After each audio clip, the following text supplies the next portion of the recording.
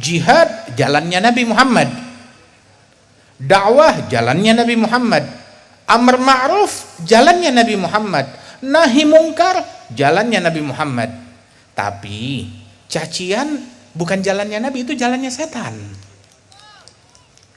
Menyebar kedengkian, provokasi, namimah, itu jalannya iblis, bukan jalannya Nabi Muhammad.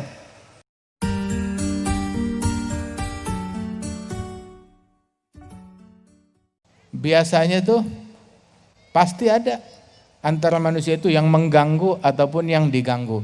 Kalau memang kita harus kena salah satunya, lebih baik diganggu, jangan mengganggu. Lebih baik dimusuhi, jangan memusuhi. Lebih baik dimaki, dicaci, dihina, jangan mencaci, jangan memaki, jangan menghina.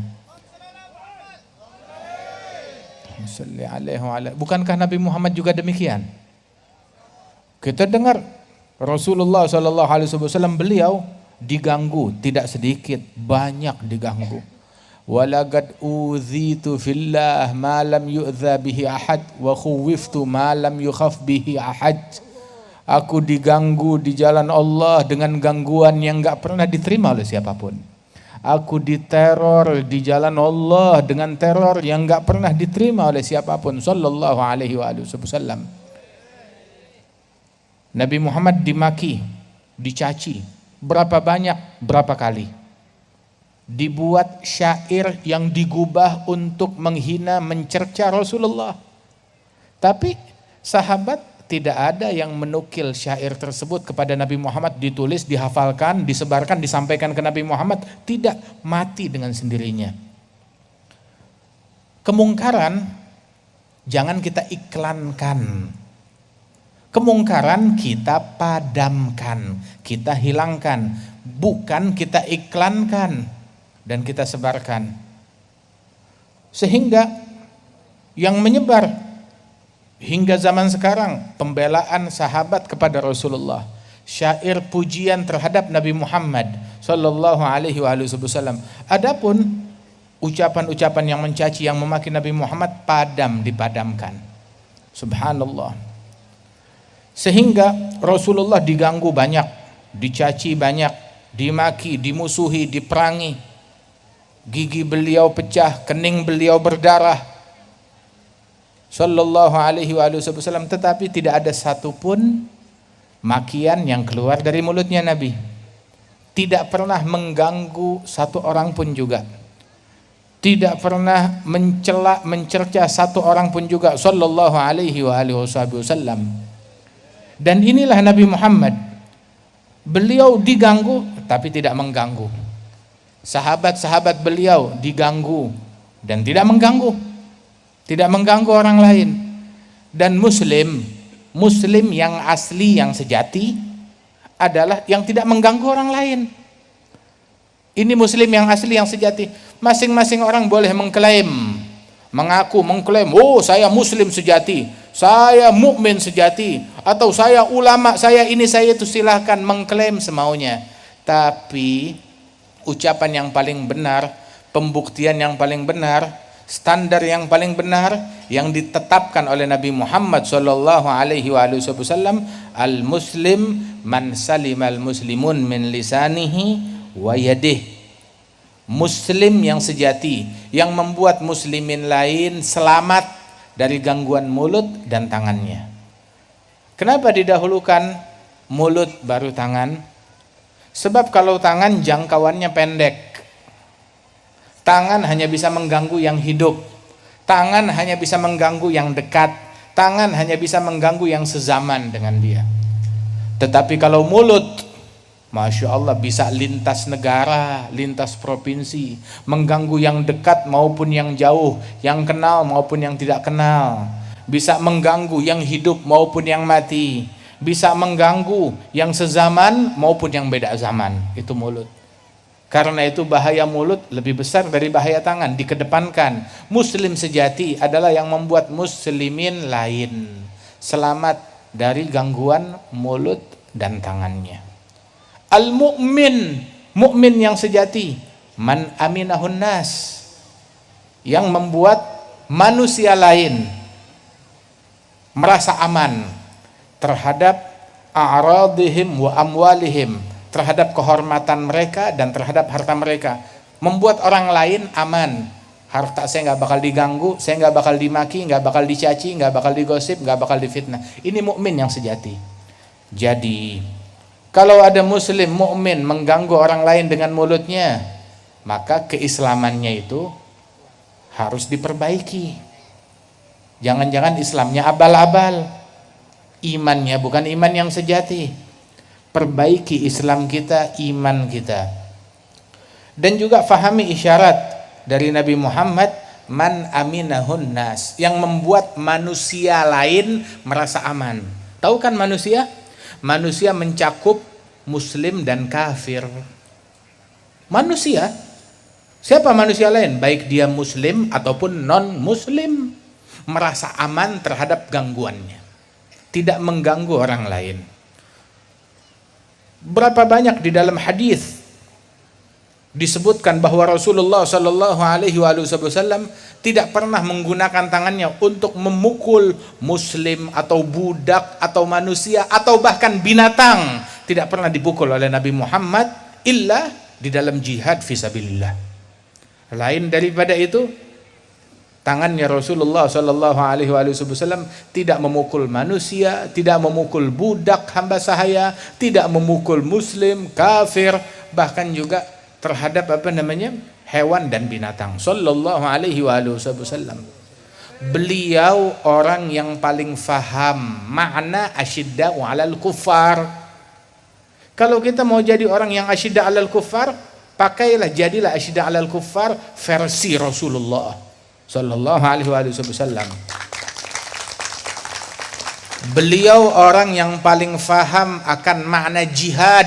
Kalau kita mau jihad versi Nabi Muhammad Sallallahu Alaihi Wasallam, bukan sesuatu yang dikemas dengan kemasan jihad, akan tetapi dalamnya jahat.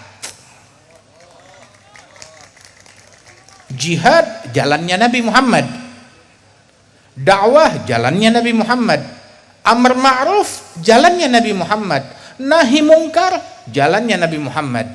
Tapi cacian bukan jalannya Nabi, itu jalannya setan. Menyebar kedengkian, provokasi, namimah, itu jalannya iblis, bukan jalannya Nabi Muhammad. Itu jalannya syaitan. Menyebar kebohongan, berita palsu dia sebarkan, itu bukan jalannya Nabi Muhammad. Bukan dakwah, bukan nahi mungkar, bukan amar ma'ruf, bukan jihad, bukan jalannya Nabi. Ada jalannya syaitan, bukan jalannya Rasulullah Sallallahu Alaihi Wasallam. Mengganggu orang lain, menebarkan kebencian, ngajak orang bermusuhan, itu bukan jalannya Nabi Muhammad Sallallahu Alaihi Wasallam. Itu jalannya syaitan. Sehingga Rasulullah Sallallahu Alaihi Wasallam, beliau teladan yang sempurna dalam dakwah. Kita ikut ulama kalau ulamanya ikut Nabi Muhammad Sallallahu Alaihi Wasallam. Kita pasrah kepada ulama yang ikutin kepada Nabi Muhammad Sallallahu Alaihi Wasallam. Walidzalik, nggak setiap orang yang mengklaim ilmu terus kita telan bulat-bulat. Lihat siapa orangnya, sanadnya nyambung atau enggak. Dibilang bahwasanya inna hadzal ilma din falyanzur ahadukum amman ya'khudhu dinah. Ilmu ini adalah agama, lihat-lihat dari siapa kita mengambil agama kita. Dan masyarakat Indonesia secara umum, masyarakat Madura secara khusus, kita ahlus sunnah wal jamaah yang mengambil keilmuan kita, agama kita dari ulama yang jelas asal usulnya, menyambung sanadnya kepada Nabi Muhammad Sallallahu Alaihi Wasallam, yang berguru kepada para ulama di Makkah, yang berguru kepada para ulama di Hadramaut, yang berguru kepada para ulama di Madinah Al-Munawwarah, dan bukan ulama yang enggak jelas. Lah, ulama yang jelas seperti Syed Muhammad bin Ali Al-Maliki, di antara mereka juga yang jumpa berguru kepada Syed Alawi bin Abbas Al-Maliki, wa hum min masyayikhil walid min Agran Al-Jadd Salim, kemudian juga yang berguru kepada Syed Abbas bin Ali al-Maliki, kemudian juga yang berguru kepada Al-Habib Zain bin Ibrahim bin Sumaid, yang berguru kepada Syekh Ismail, yang berguru kepada Al-Habib Umar bin Hafid, yang berguru kepada Al-Habib Salim bin Abdullah Syatiri, yang berguru kepada fulan dan fulan dari para ulama-ulama yang luar biasa ini. Subhanallah. Hatta Al-Jad Al-Habib Salim bin Ahmad bin Jindan, ya, dengan segala keluasan ilmunya, beliau mencatat mempunyai guru lebih dari 300 guru. Sebagaimana disebutkan oleh Al-Habib Salim bin Hafidh, kakeknya Al-Habib Umar, itu beliau menyebutkan bahwasanya dia mendapatkan ijazah dari Al-Jad Al-Habib Salim bin Hafidh, mendapatkan guru daripada Al-Jad Al-Habib Salim bin Ahmad bin Jindan.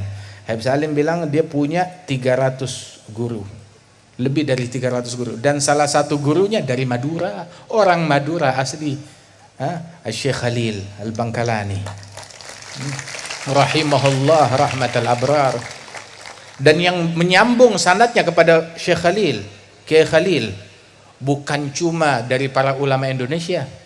Al-Habib Salim bin Jindan nyambung sanadnya kepada Kiai Khalil. Kemudian juga Al-Habib Salim bin Hafidh, kakeknya Habib Umar, nyambung juga sanadnya kepada Kiai Khalil melalui Al-Jad Al-Habib Salim bin Jindan.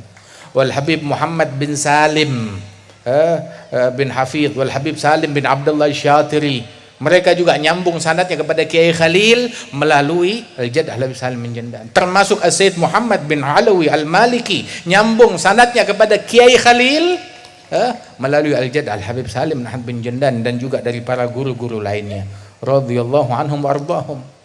Jadi kita ngambil agama kita bukan sembarangan, dari ulama yang jelas, nyambung dari ulama-ulama yang ada di Madura, yang ada di Pulau Jawa ini, yang ada di Haramain Syarifain, yang ada di Hijaz, yang ada di Hadramaut, radhiyallahu anhum ajma'in. Ahlus sanad, orang yang sanadnya jelas asal usulnya, yang ilmunya jelas, yang mana mereka mengambil keilmuan tersebut dengan sanad yang jelas di dalam an-nusus wa fahmin nusus.